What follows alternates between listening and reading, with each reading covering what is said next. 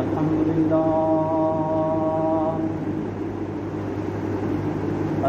لله نحمده ونستعينه ونستغفره ونؤمن به ونتوكل عليه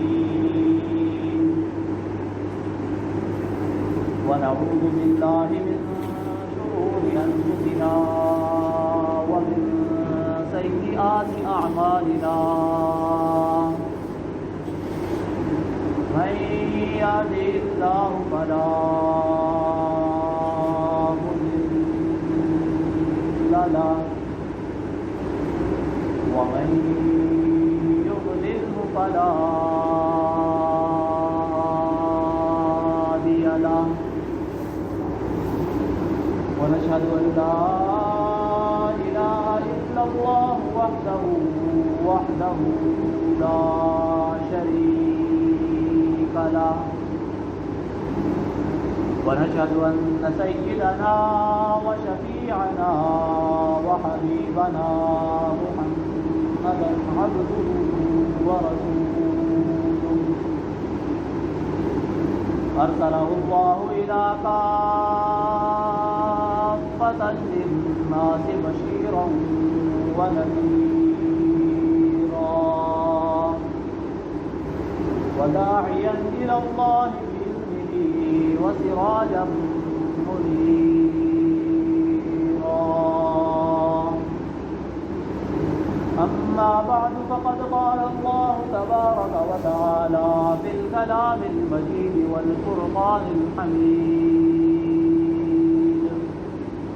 أعوذ بالله من الشيطان الرجيم بسم الله الرحمن الرحيم وما أرسلنا من قبلك من رسول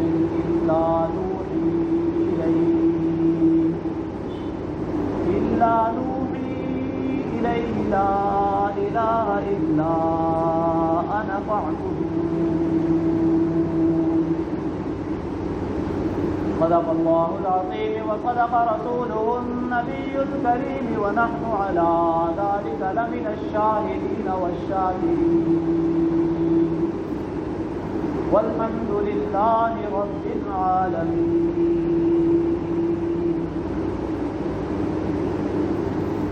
محترم سامعین کرام، گزشتہ جمعوں میں نے آپ حضرات کے سامنے غزوہ احد کے حوالے سے بات کی اور اسی کے ضمن میں جہاد کے حوالے سے آپ کے سامنے گفتگو ہوئی کہ اسلام کا فلسفہ جہاد کیا ہے اور اسلام میں جہاد کی فرضیت کیوں رکھی گئی ہے اور مسلمانوں کو جہاد کرنے کا حکم کیوں دیا گیا ہے، کون سی ایسی شرائط ہیں جن کے بعد جہاد کیا جاتا ہے اور جہاد کن لوگوں پر فرض ہے، جہاد کی کیا اقسام ہیں، ان چیزوں پر تفصیلی گفتگو ہوئی اور جہاد کس کے تحت ہوتا ہے کہ جب ایک زمانے کے اندر جب کوئی فساد پھیل جاتا ہے، ہر طرف اللہ رب العزت کی وحدانیت کو جھٹلایا جانے لگتا ہے اور لوگ اپنے ہی قانون بنا لیتے ہیں، یہاں تک کہ اپنے آپ کو ہی خدا سمجھا جانے لگتا ہے، اس صورت میں مسلمانوں کو یہ حکم ہوتا ہے کہ اللہ رب العزت کی وحدانیت کو بنوانے کے لیے اور اعلاء کلمت اللہ کو بلند کرنے کے لیے اور معاشرے کے اندر عدل و انصاف اور امن کو قائم کرنے کے لیے جہاد کیا جائے. اور یہ جہاد میرے بھائیوں، پیارے آقا صلی اللہ علیہ وسلم، نبی کریم صلی اللہ علیہ وسلم نے خود کر کے دکھایا ہے اور امن کیسے قائم کرنا ہے وہ بھی نبی کریم صلی اللہ علیہ وسلم نے عملی مثالیں ہمارے سامنے پیش کی. تو میرے بھائیوں، اس پر تفصیلی گفتگو ہوئی. اب یہ جو مہینے چل رہے ہیں ذوالقعدہ کا مہینہ ہے اور اسی طرح آگے ذوالحجہ کا مہینہ ہے، اس سے پہلے شوال کا مہینہ گزرا۔ ان تینوں مہینوں کو میرے بھائیوں حج کے مہینے کہا جاتا ہے کہ یہ حج بیت اللہ کے مہینے ہیں۔ کسی انسان نے اگر حج کرنا ہے تو ان 3 مہینوں کے اندر وہ سفر کر سکتا ہے، تو اس کا یہ سفر جو ہے میرے بھائیوں حج بیت اللہ کی طرف، یہ حج کا سفر شمار ہو۔ میرے بھائیوں حج بیت اللہ کو اسلام کے اندر ایک اہمیت حاصل ہے۔ اسلام کے 5 ارکان میں سے ایک رکن حج بیت اللہ کو قرار دیا گیا ہے۔ یہ جائے کہ ہر انسان کے اوپر وہ فرض نہیں ہے، لیکن انسان ہر مسلمان کے اوپر یہ چیز فرض ہے کہ حج بیت اللہ کی فرضیت کو مانے۔ اگر کوئی انسان حج بیت اللہ کی فرضیت کا انکار کر دیتا ہے اور یہ کہہ دیتا ہے کہ آج کے دور کے اندر حج بیت اللہ کی فرضیت ختم ہو گئی ہے، حج بیت اللہ کی اسلام کے اندر کوئی وقت نہیں ہے، تو میرے بھائیوں وہ دائرہ اسلام سے خارج ہو جاتا ہے۔ حج بیت اللہ کی ایک اہمیت رکھی گئی ہے، اور میرے بھائیوں حج کی جو عبادت ہے وہ ایک عاشقانہ عبادت ہے۔ انسان کی عقل نہیں سمجھتی کہ کیا چیز ہے۔ ایک گھر کے گرد ہم چکر لگائے جا رہے ہیں، کبھی صفا مروہ کی پہاڑیوں پر دوڑا جا رہا ہے، کبھی مینا و عرفات کے میدان میں جا کے پڑاؤ ڈالا جا رہا ہے۔ یہ کیا چیزیں ہیں؟ انسانی عقل میں سمجھ آنے والی نہیں ہے، لیکن نبی کریم صلی اللہ علیہ وسلم نے ہمیں کر کے دکھایا، اور اللہ رب العزت کا حکم ہے، ہم نے اس کو ایسے ہی تسلیم کر دیا اور ویسے ہی ہم نے کرنا شروع کر دیا۔ یہ ایک مومن کی نشانی ہے۔ میرے بھائیوں حج کی جو اصل جو روح ہے وہ میرے بھائیوں عقیدہ توحید کے اوپر رکی ہوئی۔ اسلام کے اندر سب سے جو بنیادی چیز ہے میرے بھائیوں وہ عقائد ہے، اعتقاد جسے کہا جاتا ہے کہ ہمارا عقیدہ یہ ہونا چاہیے کہ اللہ رب العزت کی ذات ہی صرف عبادت کے لائق ہے، اور اس کے تحت جتنے عقائد ہیں اسلام کے ان کو ہم نے تسلیم کرنا ہے۔ اسلام کی روح میرے بھائیوں عقیدہ ہے۔ عقیدے کی مثال اور عقیدے کے اندر جو عقائد کی حیثیت رکھتی ہے وہ میرے بھائیوں عقیدہ توحید ہے۔ جس کا جتنا پختہ عقیدہ توحید ہوگا وہ میرے بھائیوں اتنا ہی پختہ مسلمان کہلوانے کا حقدار ہوگا۔ عقیدہ توحید کیا ہے اس کے اوپر انشاءاللہ العزیز میں تفصیل کے ساتھ آپ کے سامنے گفتگو کروں گا۔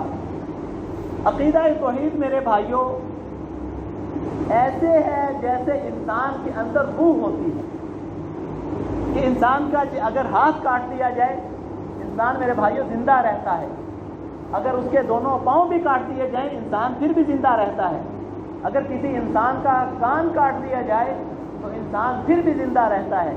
لیکن میرے بھائیوں جب انسان سے روح نکل جاتی ہے تو وہ انسان پھر انسان نہیں کہلواتا، بلکہ وہ میرے بھائیوں ایک انسانی لاش ہوتی ہے۔ اسی طرح میرے بھائیوں اگر اسلام کے اندر سے توحید کو نکال دیا جائے تو وہ ایک مردہ لاش کی حیثیت رکھے۔ اسی طرح میرے بھائیوں اگر کسی درخت کو لے لیا جائے اس کی سرسبز و شادابی جو ہے میرے بھائیوں اس کی جڑوں کے اوپر منحصر ہوتی ہے۔ جس درخت کی جتنی گہری جڑیں ہوں گی زمین کے اندر وہ اتنا ہی سرسبز و شاداب نظر آئے گا۔ اور یہ مثال میں نہیں بلکہ اللہ رب العزت دے رہے ہیں۔ الم تر کیف ضرب اللہ مثلا کلمۃ طیبۃ کشجرۃ طیبۃ اصلها ثابت وفرعها في السماء۔ اللہ رب العزت قرآن پاک میں کلمہ طیبہ کی مثال پیش کر رہے ہیں انسانوں کے سامنے۔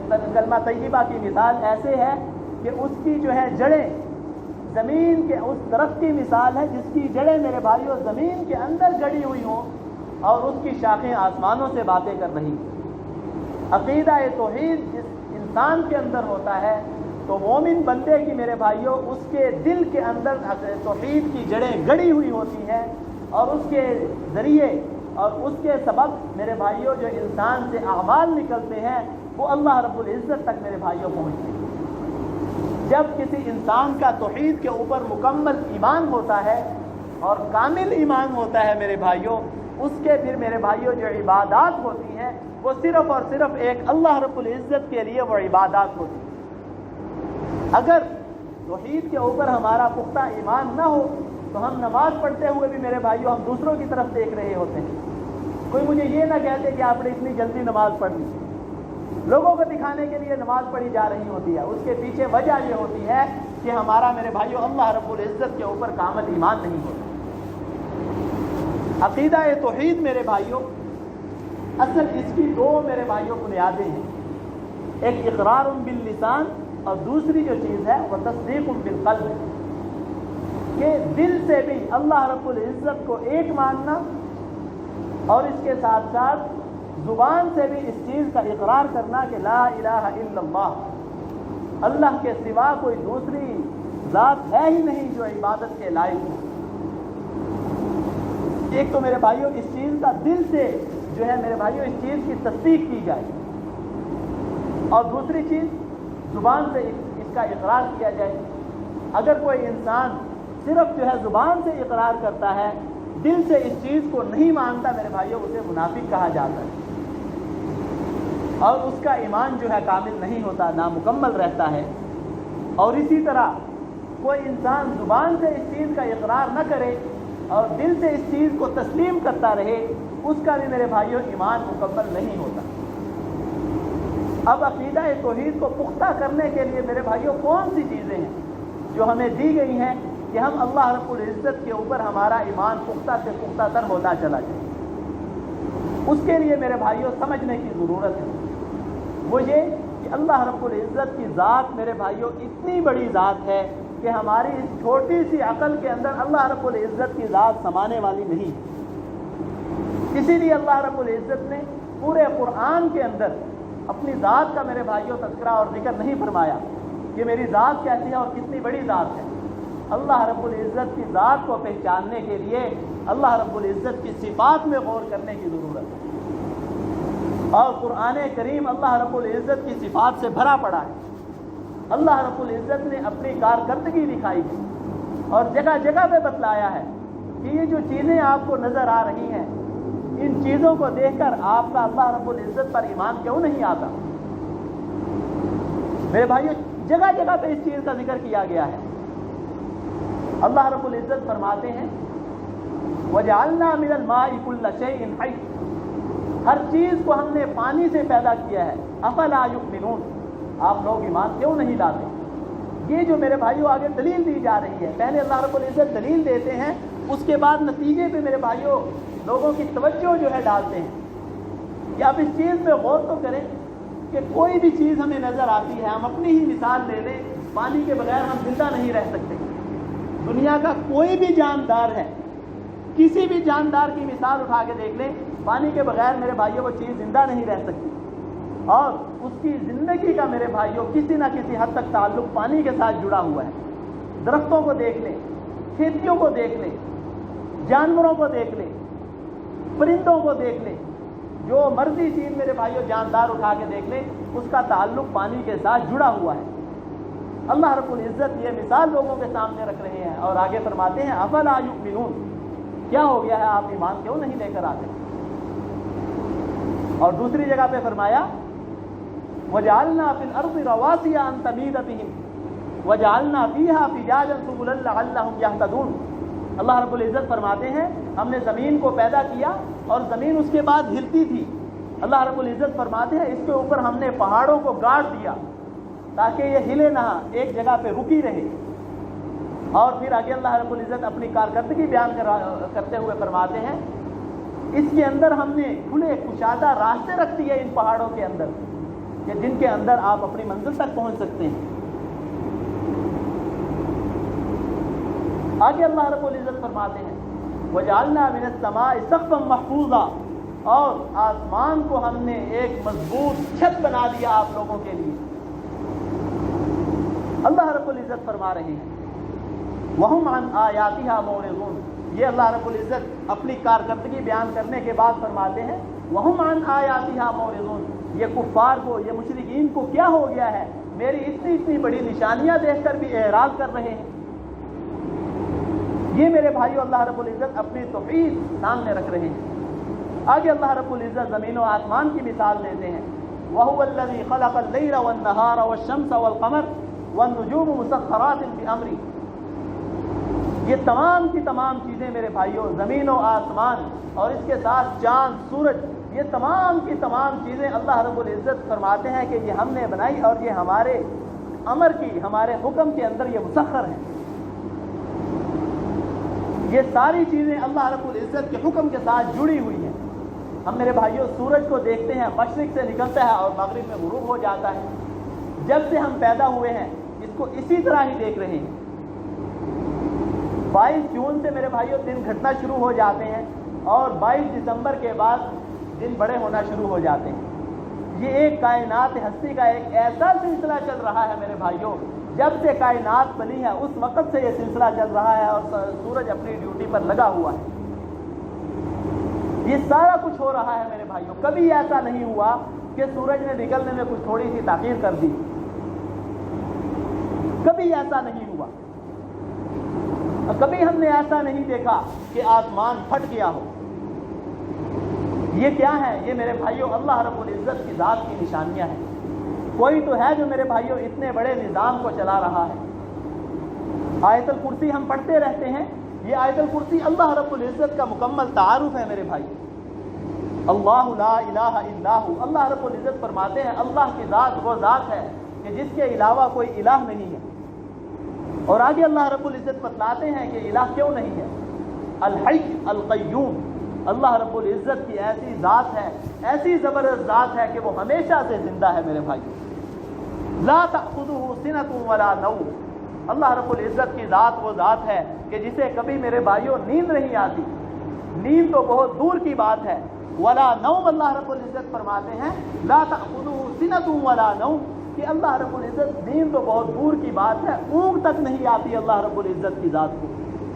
ایسی زبردست اور حی ذات ہے میرے بھائی۔ اور آگے جا کے اللہ رب العزت فرماتے ہیں من ذا الذی یشفع عندہ الا باذنہ، کہ کس کی مجال ہے جو اللہ رب العزت کے سامنے فرما سکے۔ قیامت کے دن بھی جو لوگ اللہ رب العزت کے سامنے سفارش کریں گے، وہ سفارش بھی میرے بھائیوں اللہ رب العزت کی اجازت کے ساتھ ہوگی۔ ہم سنتے ہیں انبیاء علیہم السلام شفاعت کریں گے لوگوں کی، اور اسی طرح جو حفاظ ہیں وہ سفارش کریں گے اللہ رب العزت کے ہاں گناہ گار لوگوں کی، شہداء جو ہیں سفارش کریں گے۔ یہ جتنے لوگ بھی سفارش کریں گے میرے بھائیوں، یہ اللہ رب العزت کی اجازت کے بغیر نہیں کر سکتے۔ اللہ رب العزت کی اجازت ہوگی تو یہ لوگ سفارش کریں گے۔ یہی چیز اللہ رب العزت یہاں پہ بتلا رہے ہیں۔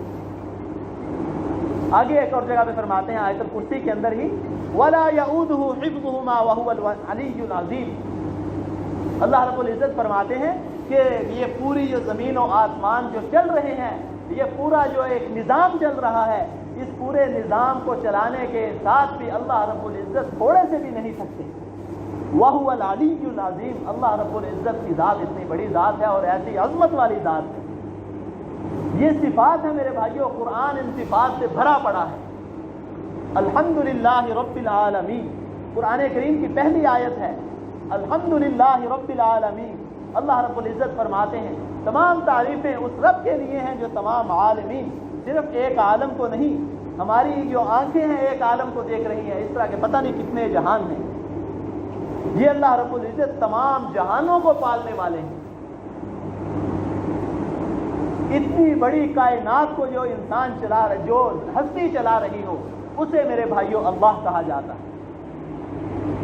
اتنی بڑی کائنات ہستی، اور اس ساری کے اوپر بادشاہت کی صرف اور صرف ایک اللہ کی ہے میرے بھائیوں۔ مالک یوم الدین، اللہ رب العزت فرماتے ہیں وہی یوم جزا کے دن کا مالک ہے۔ یوم جزا کے دن اللہ رب العزت کے علاوہ کسی کی سلطنت ہمیں نظر نہیں آئے گی۔ اس دنیا کے اندر ہمیں چھوٹی چھوٹی بادشاہتیں نظر آتی ہیں، یہ اللہ رب العزت نے لوگوں کو کچھ تھوڑی دیر کے لیے یہ وقت دیا ہوا ہے، اور اس قیامت کے دن اللہ رب العزت کے علاوہ کسی دوسرے کی بادشاہت نظر نہیں آئے گی۔ اللہ رب العزت نے اس کا تذکرہ فرمایا ہے کہ مالک یوم الدین، اس دن کا اللہ رب العزت مالک ہے۔ تو میرے بھائیوں ایک اور جگہ پہ اللہ رب العزت فرماتے ہیں افرأیتم ما تحرثون، انتم تزرعونہ ام نحن الزارعون، کہ یہ تم دانے پھینکتے ہو کھیتی کے اندر، ان سے جو پودے نکالنے والی ذات ہے وہ کون ہے؟ وہ آپ لوگ ہیں یا کوئی اور نکال رہا ہے وہاں سے؟ آپ تو وہاں دانہ ڈال کے نکل آتے ہیں، وہاں سے جو فصلیں نکل رہی ہیں وہ کون سی ذات ہے جو فصلیں نکال رہی ہے؟ یہ اللہ رب العزت اپنی صفات بتلا رہی ہے۔ اور انسان کے اندر غور کرنے کے لیے اللہ رب العزت نے انسان کا جو سٹرکچر ہے وہ بھی بیان فرمایا ہے۔ ثم خلقنا النطفہ علقۃ فخلقنا العلقۃ مضغۃ فخلقنا المضغۃ عظاما فكسونا العظام لحما ثم انشأناه خلقا آخر فتبارک اللہ رب العالمین۔ اللہ رب العزت فرماتے ہیں کہ ایک نطفہ تھا، اس کے ذریعے ہم نے ایک لوتھڑا بنایا، اس سے ہڈیوں میں ہم نے اسے تبدیل کیا، اس کے بعد ہم نے ایک اتنی پیاری صورت آپ کے سامنے رکھ دی، پھر بھی آپ اللہ رب العزت کی ذات کو نہیں پہچانتے۔ یہ وہ میرے بھائیوں، انسان صرف اور صرف اپنی ذات کے اندر ہی غور کرنا شروع کر دے تو اللہ رب العزت کی ذات کو میرے بھائیوں جھٹلا نہیں سکتا۔ کوئی عقل مند انسان اللہ رب العزت کی توحید کا انکار نہیں کر سکتا۔ آج پوری دنیا کے اندر میرے بھائیوں انسانی ڈھانچے کے اوپر بہت ریسرچ ہو رہی ہے، لیکن وہ ریسرچ صرف دو چیزوں پر ہو رہی ہے، یہ چیز ہے اور یہ کیسے ہے۔ ان دو چیزوں پر میرے بھائیوں پوری ریسرچ ہو رہی ہے۔ اس چیز کے اوپر ابھی تک انسان نہیں آ رہے کہ یہ چیز بنی کیسے ہے، یہ بنانے والی ذات کون سی ہے۔ جب انسان اس چیز پر سوچنے لگ گئے میرے بھائیوں، کوئی انسان دنیا میں ایسا بچے گا ہی نہیں جو اللہ رب العزت کی توحید کا انکار کرے۔ اور ویسے بھی انسان کی فطرت کے اندر اللہ رب العزت نے توحید کو رکھا ہے۔ نبی کریم صلی اللہ علیہ وسلم کا ارشاد ہے، کل مولود یولد علی فطرہ فابواہ یہودانہ او ینصرانہ او یمجسانہ او کما قال علیہ الصلوۃ والسلام۔ نبی کریم صلی اللہ علیہ وسلم ارشاد فرماتے ہیں کہ جب انسان پیدا ہوتا ہے، جو بچہ پیدا ہوتا ہے وہ فطرت اسلام پر پیدا ہوتا ہے، وہ مسلمان پیدا ہوتا ہے۔ کوئی بعد میں اس کے والدین کوئی اسے عیسائی بنا دیتے ہیں، کوئی اسے یہودی بنا دیتے ہیں، کوئی اسے مجوسی بنا دیتے ہیں، لیکن جب انسان پیدا ہوتا ہے تو وہ اسلام کی فطرت پر پیدا ہوتا ہے۔ اور میرے بھائیوں، جو دنیا کے اندر کوئی انسان جو ہے جو اللہ رب العزت کی توحید کا انکار کرتے ہیں، ان کی مثال ایسے ہی ہے، اس مریض کی بھی مثال ہے جس کے سامنے ایک خوش لذیذ کھانا رکھا جائے اور وہ چکھ کر کہے، اس کے منہ کا ذائقہ خراب ہو اور وہ اسے چکھ کر کہے کہ یہ کھانا ٹھیک نہیں ہے، اس کا ذائقہ ٹھیک نہیں ہے۔ وہ میرے بھائیوں وہ کھانے کا قصور نہیں ہے، وہ اس کے منہ کا قصور ہے، اس کے اندر کے مرض کا قصور ہے۔ اسی طرح میرے بھائیوں، جو انسان عقیدہ توحید کا انکار کرتا ہے وہ اس کے اندر کا مرض ہے۔ اور اللہ رب العزت نے اپنی توحید کا اقرار جو ہے تمام انسانوں کی ارواح سے عالم ارواح کے اندر کروایا، اور قرآن کریم کے اندر اس کا ذکر ہے۔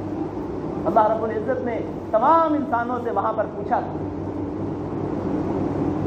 الست بربکم، کیا میں تمہارا رب نہیں ہوں؟ تمام لوگوں نے ایک ہی جواب دیا تھا، قالوا بلا۔ تمام لوگ نے یہی کہا تھا، تمام لوگوں نے، کیوں نہیں، آپ ہی تو ہمارے رب ہیں۔ اور یہ جو ہے اقرار میرے بھائیوں ویسے نہیں کروایا گیا تھا، یہ چیز، یہ اقرار انسان کے خمیر کے اندر رکھا گیا کہ بعد میں کوئی جا کے انکار نہ کر سکے۔ ایک اور قرآن کریم کی میں آخری عقلی مثال آپ کے سامنے رکھ کے بات کو ختم کروں گا۔ اللہ رب العزت قرآن کریم انسانوں کی عقل کو سامنے رکھتے ہوئے ایک عقلی دلیل دیتے ہیں۔ اللہ رب العزت فرماتے ہیں، لو کان فیہما آلہۃ الا اللہ لفسدتا، کہ اگر میرے علاوہ بھی کوئی الہ ہوتا، زمین و آسمان کا نظام جو صدیوں سے چلا آ رہا ہے وہ اب تک ٹوٹ پھوٹ کا شکار ہو چکا ہوتا۔ آج ہم دیکھتے ہیں ایک چھوٹی سی فیکٹری ہو، تھوڑے دنوں کے بعد اس کے دو حصے ہو جاتے ہیں۔ ایک گھر ہوتا ہے، تھوڑے دنوں کے بعد اس کے دو ٹکڑے ہو جاتے ہیں۔ میرے بھائیوں، پوچھنے سے پتہ چلتا ہے دو مالک تھے، ان کی آپس میں بنی نہیں، دونوں نے اپنے الگ الگ راہیں بنا لی۔ لیکن اتنا بڑا نظام میرے بھائیوں چل رہا ہے، اور اس میں تھوڑی سی بھی ذرہ برابر بھی میرے بھائیوں اس میں کمی کوتاہی نہیں ہوتی۔ یہ تمام چیزیں اللہ رب العزت کی وحدانیت کی دلیل ہے، اور یہ دلیل اللہ رب العزت قرآن میں بیان فرماتے ہیں۔ دعا ہے کہ اللہ رب العزت ہمیں اپنی ذات پر کامل ایمان نصیب فرمائے، سنتیں ادا فرمائے۔